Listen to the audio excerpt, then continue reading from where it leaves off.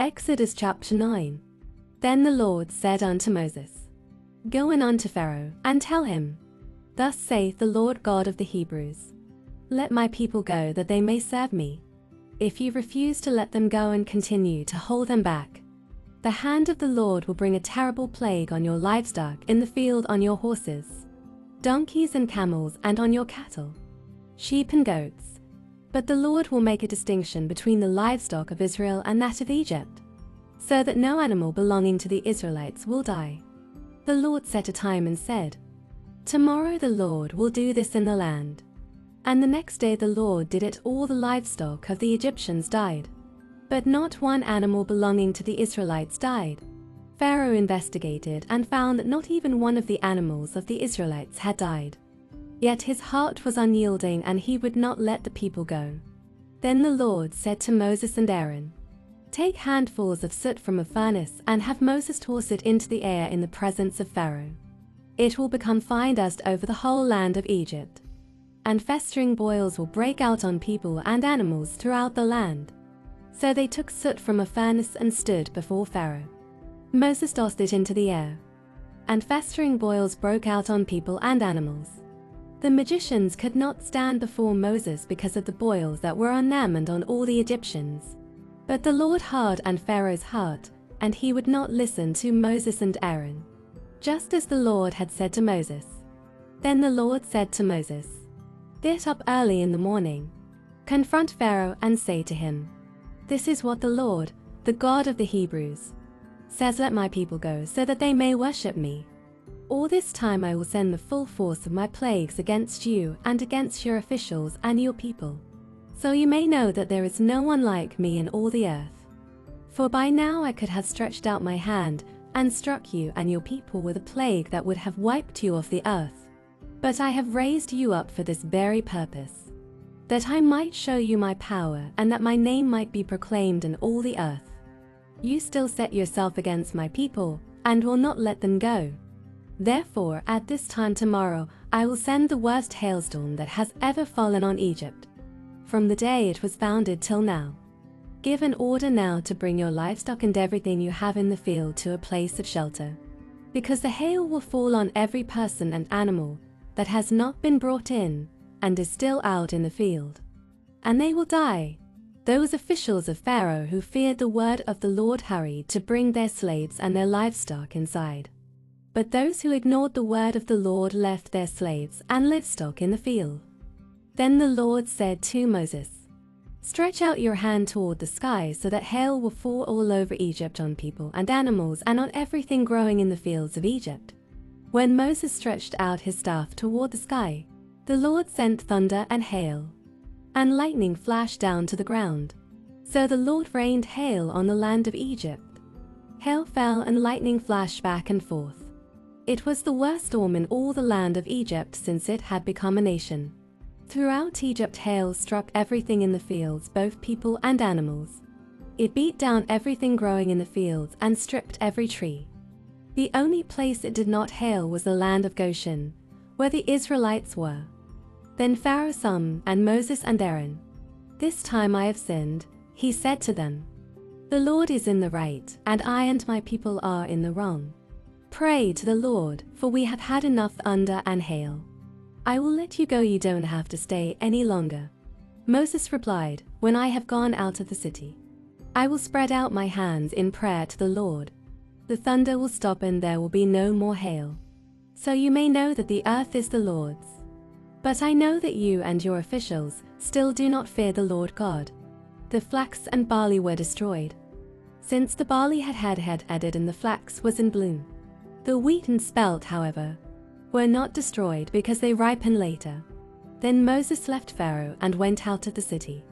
He spread out his hands toward the Lord. The thunder and hail stopped, and the rain no longer poured down on the land. When Pharaoh saw that the rain and hail and thunder had stopped, he sinned again, he and his officials hardened their hearts. So Pharaoh's heart was hard, and he would not let the Israelites go, just as the Lord had said through Moses. Exodus chapter 10. Then the Lord said to Moses, Go to Pharaoh, For I have hardened his heart and the hearts of his officials, so that I may perform these signs mine among them, that you may tell your children and grandchildren how I dealt harshly with the Egyptians, and how I performed my signs among them, and that you may know that I am the Lord. So Moses and Pharaoh went to Pharaoh and said to him, This is what the Lord, the God of the Hebrews, says, How long will you refuse to humble yourself before me? Let my people go so that they may worship me. If you refuse to let them go, I will bring locusts into your country tomorrow. They will cover the face of the ground so that it cannot be seen. They will devour what little you have left after the hail, including every tree that is growing in your fields. They will fill your houses and those of all your officials, and all the Egyptians, something neither your parents nor your ancestors have ever seen from the day they settled in this land till now. Then Moses turned and left Pharaoh. Pharaoh's officials said to him, How long will this man be a snare to us? Let the people go so that they may worship the Lord their God. Do you not yet realize that Egypt is ruined? Then Moses and Aaron were brought back to Pharaoh. Go worship the Lord your God, he said, but tell me who will be going. Moses answered, We will go with our young and our old, with our sons and our daughters, and with our flocks and herds, because we are to celebrate a festival to them. Pharaoh said, The Lord be with you if I let you go, along with your women and children. Clearly you are bent on evil. No, have only the men go and worship the Lord, since that's what you have been asking for. Then Moses and Aaron were driven out of Pharaoh's presence. And the Lord said to Moses, Stretch out your hand over Egypt so that locusts swarm over the land and devour everything growing in the fields, everything left by the hail. So Moses stretched out his staff over Egypt, and the Lord made an east wind blow across the land all that day and all that night. By morning the wind had brought the locusts. They invaded all Egypt and settled down in every area of the country in great numbers. Never before had there been such a plague of locusts, nor will there ever be again. They covered all the ground until it was black. They devoured all that was left after the hail, everything growing in the fields, and the fruit on the trees. Nothing green remained on tree or plant in all the land of Egypt. Pharaoh quickly summoned Moses and Aaron and said, I have sinned against the Lord your God and against you. Now forgive my sin once more and pray to the Lord your God to take this deadly plague away from me. Moses then left Pharaoh and prayed to the Lord. And the Lord changed the wind to a very strong west wind, which caught up the locusts and carried them into the Red Sea. Not a locust was left anywhere in Egypt. But the Lord hardened Pharaoh's heart, and he would not let the Israelites go. Then the Lord said to Moses, Stretch out your hand toward the sky so that darkness spreads over Egypt, darkness that can be felt. So Moses stretched out his hand toward the sky, and total darkness covered all Egypt for 3 days.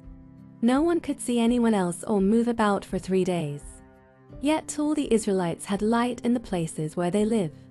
Then Pharaoh summoned Moses and said, Go worship the Lord. Even your women and children may go with you. Only leave your flocks and herds behind. But Moses said, You must allow us to have sacrifices and burnt offerings to present to the Lord our God. Our livestock too must go with us, not a hoof is to be left behind. We have to use some of them in worshipping the Lord our God. And until we get there we will not know what we are to use to worship the Lord. But the Lord hardened Pharaoh's heart, and he was not willing to let them go. Pharaoh said to Moses, Get out of my sight. Make sure you do not appear before me again. The day you see my face you will die.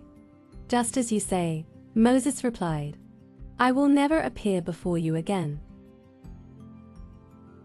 Matthew chapter 18, verse 1 to 20. At that time the disciples came to Jesus and asked, Who then is the greatest in the kingdom of heaven? He called a little child to him, and placed the child among them. And he said, Truly I tell you, unless you change and become like little children, you will never enter the kingdom of heaven.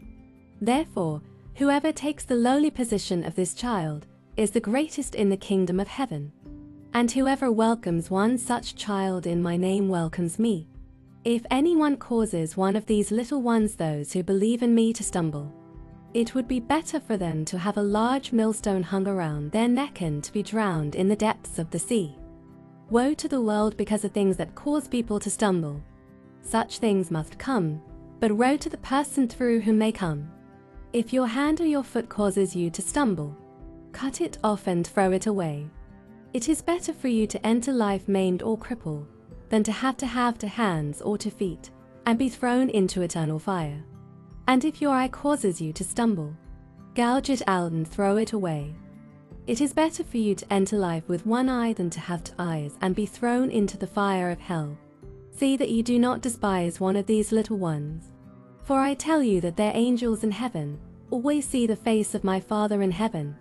For the Son of Man is come to save that which was lost. What do you think, if a man owns 100 sheep, and one of them wanders away? Will he not leave the 99 on the hills and go to look for the one that wandered off? And if he finds it, truly I tell you, he is happier about that one sheep than about the 99 that did not wander off. In the same way your Father in heaven is not willing that any of these little ones should perish. If your brother or sister sins, go and point out their fault, just between the 2 of you. If they listen to you, you have won them over. But if they will not listen, take 1 or 2 others along, so that every matter may be established by the testimony of 2 or 3 witnesses.